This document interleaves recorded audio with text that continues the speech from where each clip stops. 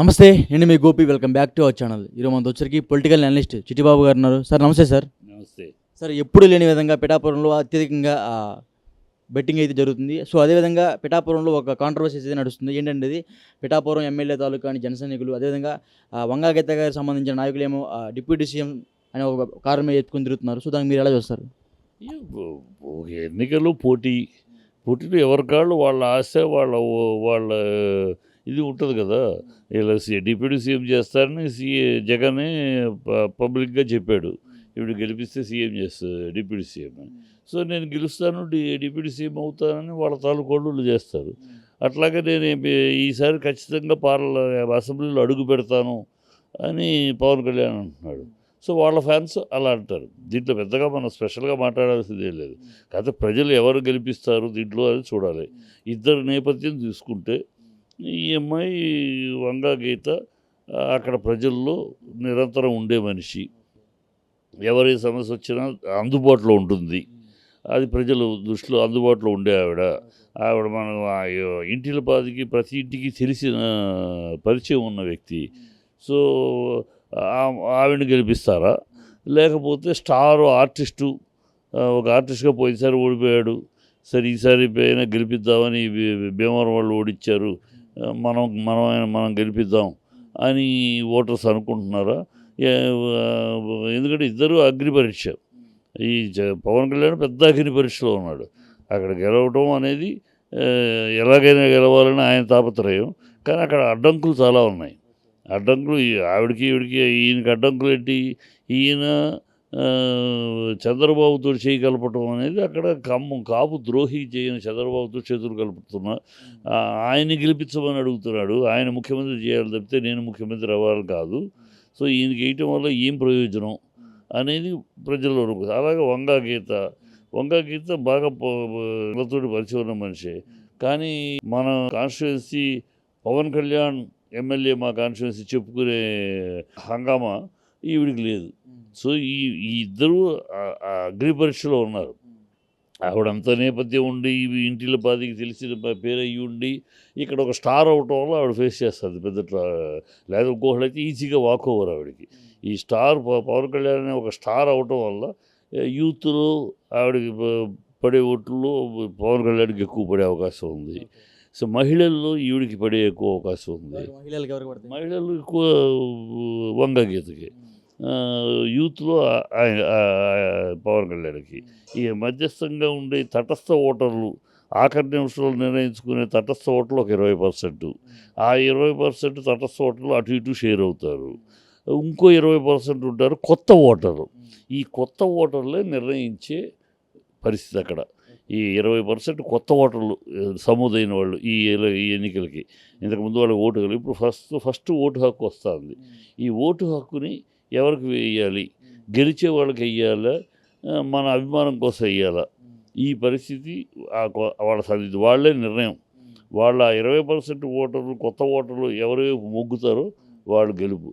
అందుకనే వీళ్ళల్లో ఎవరు గెలిచినా ఓడినా 10,000 నుంచి 15,000 ఓట్లు తేడాతోటే గెలిచినా ఓడినా జరిగిపోయేది. పవన్ కళ్యాణ్ గెలిచిన సరే 15,000 మెజార్టీ అంటారు. అంతే గెలిచినా 15 ఓడినా 10 నుంచి 15,000 ఓట్లు. అంతకుమించి లక్షలు 50,000 ఇవన్నీ సోది గాలి మాటలు అంతే. సో అంటే ఎప్పుడు లేని విధంగా పిఠాపురంలో అత్యధికంగా బెట్టింగ్ రైలు అయితే అక్కడ ఏర్పడి ఖచ్చితంగా పవన్ అదే వంగా గీత గెలుస్తుంది. ఇప్పుడు మళ్ళీ రిపీట్ మార్చారు. సో దాన్ని ఎలా చూస్తారు? ఎప్పుడు లేని విధంగా కదమ్మా. పవన్ కళ్యాణ్ ముందు కృష్ణ గారు కంటెస్ట్ చేసినప్పుడు, రామారావు గారు కంటెస్ట్ చేసినప్పుడు, జమున ఈ అన్ని సందర్భాల్లోనూ ఈ ఆర్టిస్టులు కంటెస్ట్ చేసినప్పుడు ఈ పందాలు ఈ ఊపులు ఉంటాయి. ఇవాళ పవన్ కళ్యాణ్ ఒకడు వచ్చాక ఇది జరిగిందని కాదు. ఏ ఫిలిం ఆర్టిస్ట్ అనేవాళ్ళు కంటెస్ట్ చేసినప్పుడల్లా ఇక్కడ అవ్వచ్చు, తమిళనాడు అవ్వచ్చు, అమితాబ్ బచ్చన్ కంటెస్ట్ చేసినప్పుడు అవ్వచ్చు, ఆర్టిస్టులు కంటెస్ట్ చేసినప్పుడు ఈ దేశంలో ఎక్కడైనా సరే, ఈవెన్ ప్రపంచంలో తీసుకున్నా సరే, ఎక్కడైనా ఆర్టిస్టులు కంటెస్ట్నప్పుడు ఒక టెంపో వస్తుంది. ఎందుకంటే వాళ్ళకి గ్లామరు, వాళ్ళు మాస్ పుల్లింగ్ ఫేసులు కనుక ఆ ఊపు వస్తుంది. దాని మీద బెట్టింగ్లు గిటింగ్లు చాలా జరుగుతాయి. అది పెద్ద ఒక పవన్ కళ్యాణ్ వల్లే మొదలైంది అనుకుంటే మీ పొరపాటు అది. చరిత్ర తెలుసుకోవాలి. ఏ ఆర్టిస్ట్ కంటెస్ట్ చేసినప్పుడు ఇలాగే జరిగింది. రామారావు గారు అవ్వచ్చు, కృష్ణ గారు అవ్వచ్చు, జమున గారు అవ్వచ్చు, కృష్ణరాజు గారు అవ్వచ్చు, కోటా శ్రీనివాసరావు అవ్వచ్చు. ఈ బెట్టింగ్లు గిటింగ్లు మామూలే. ఎందుకంటే స్టార్స్ ఆర్టిస్టులు అనేవాళ్ళు ఒక స్టార్లు. ఆ స్టార్ బరిలో ఉన్నప్పుడు ఉంటుంది ఆటోమేటిక్గా. సో ఇంకొకటి సార్, అంటే కూటమి అధికారంలోకి రాగానే జగన్ గారికి ముప్పు తప్పదంట, నిజమేనది? అసలు అధికారంలో రాలే సోలేదు, కొడుకు సోలగా అని వీళ్ళు అధికారం వచ్చేది లేదు, సచ్చేది లేదు. ఊరి మాటలు అధికారం ఈ 4వ తారీఖు దాకా వాగుతారు మాటలకు. కూటమిని ప్రజలు తిరస్కరిస్తున్నారు. ఇక్కడ పవన్ కళ్యాణ్ తన పర్సనల్ స్టార్ వల్ల ఈ కాంపిటీషన్లో ఉన్నాడు తప్పితే కూటమి ప్రజలు 100% తిరస్కరిస్తున్నారు. ఈ కూటమి అనైతికమైనది, అవకాశవాద కూటమి. వీళ్ళు ఒకళ్ళనొకళ్ళు తిట్టుకున్నారు, ఊసుకున్నారు, కాండ్రించి ఉమ్మూసుకుంటూ తప్పితే ఆ లెవెల్లో ఒకళ్ళొకళ్ళు తిట్టుకున్న వాళ్ళే. వీళ్ళు ఇప్పుడు ఎందుకు వచ్చారు? వాళ్ళ అవకాశవాదంగా వచ్చారు. వాళ్ళ స్వార్థం కోసం కూటమిగా కలిశారు తప్పితే రాష్ట్రం కోసం, రాష్ట్ర ప్రజలకు కాదు. వీళ్ళు అన్నీ అబద్ధాలు. వాలంటీర్ విషయంలో యూటర్న్ చేసుకున్నారు. టైటిల్ రిజిస్ట్రేషను, ప్రాపర్టీ దాంట్లో యూటర్న్ చేసుకున్నారు. ప్రజలకి సంక్షేమ పథకాల విషయంలో యూటర్న్ చేసుకున్నారు. ఒకప్పుడు ఇలా చేస్తే శ్రీలంక అయిపోద్దన్నారు. ఇప్పుడు వాళ్ళే దానికి మించి ఇస్తామంటున్నారు. సో ఈ యూటర్ను అప్పటికప్పుడు సందర్భాన్ని బట్టి ఏదో మాట్లాడేసే బాబతు. గతంలో అంటే ఈ సోషల్ మీడియా లేదు కనుక వీళ్ళ అబద్ధాలు జనాలకు గుర్తుండేవి కాదు. ఇప్పుడు సోషల్ మీడియా గుర్తు చేస్తుంది. నిన్నేమన్నావు, మొన్నేమన్నావు, ఇవాళ ఏమంటున్నావు. ఈ గుర్తు చేసేటప్పటికి చంద్రబాబు అనే వ్యక్తి ఎంత మోసగాడు, ఎంత అబద్ధాల కోరు, ఎంత దివాళా కోరు మనిషి అని బాగా తేటతెల్లం అవుతుంది. సో ఈ చంద్రబాబుతోటి బీజేపీ చేయగలపడం ఏంటి? ఈ చంద్రబాబుతోటి పవన్ కళ్యాణ్ చేయగలపడం ఏంటి? పవన్ కళ్యాణ్ నేరుగా నేను సీఎం క్యాండిడేట్నని వస్తే అది వేరు. అసలు చంద్రబాబును గెలిపించడానికి ఈయనేంటి? ఈయన కాపుల నాయకుడా? కాపులకి అన్యాయం జరిగినప్పుడు నోరెత్తలేదు ఈయన. సో ఇవన్నీ ఉన్నాయి. అది గెలిచేది లేదు, సచ్చేది లేదు. బయట ఇంకొక వార్త వస్తుంది, బాగా హల్చల్ అవుతుంది. ఏంటంటే కౌంటింగ్ రోజు కూడా జగన్మోహన్ రెడ్డి లండన్ నుంచి రాడు అని.